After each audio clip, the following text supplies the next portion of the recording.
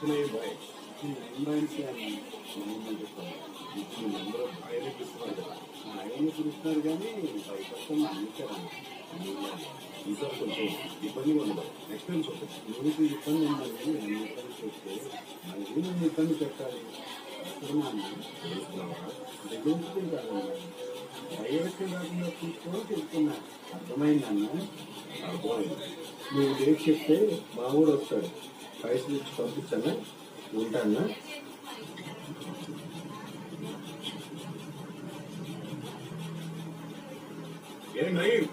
అందరినీ బెదిరించి బెదిరించి బ్రెయిన్ దొబ్బిందా? ఏం జరిగింది? ఎవరికి పడితే వాళ్ళకి కాల్ చేస్తున్నావట. ఎందుకు కానీ నీ కంప్లైంట్ చేశారు. కంప్లైంట్ కాదు, కంప్లైంట్స్ వస్తున్నాయి. నీకు క్లారిటీగా ఒక విషయం చెప్తున్నాను, తగ్గించుకుంటే మంచిది. ఇదే లాస్ట్ వార్నింగ్. అధికార పార్టీ ఎమ్మెల్యేకి ప్రతిపక్ష పార్టీ ఎమ్మెల్యేలకు తేడా తెలీదా? మంచి చెడు అనేది నేను ఎప్పుడూ మర్చిపోయాను. అందుకే ఇలా ఉన్నా. నా నుంచి ఎమ్మెల్యేకి ఏ ఫోను రాదు, ఎటువంటి ఇబ్బంది ఉండదు. మీరు చెప్పారు కాబట్టి ఆ డబ్బు లేదు మీరే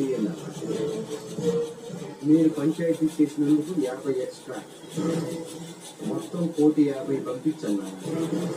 అలా కాకుండా వీడు నీ దగ్గరకు వచ్చినట్టు నువ్వు ఇంకొకరి దగ్గరికి వెళితే రేటు మారుతుంది కానీ నా రూటు మారదు.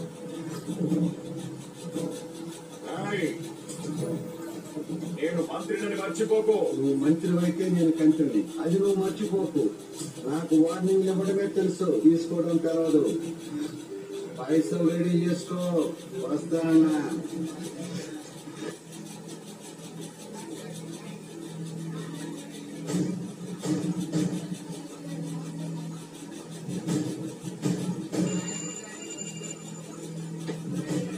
నమస్తే సార్. ఎస్పీ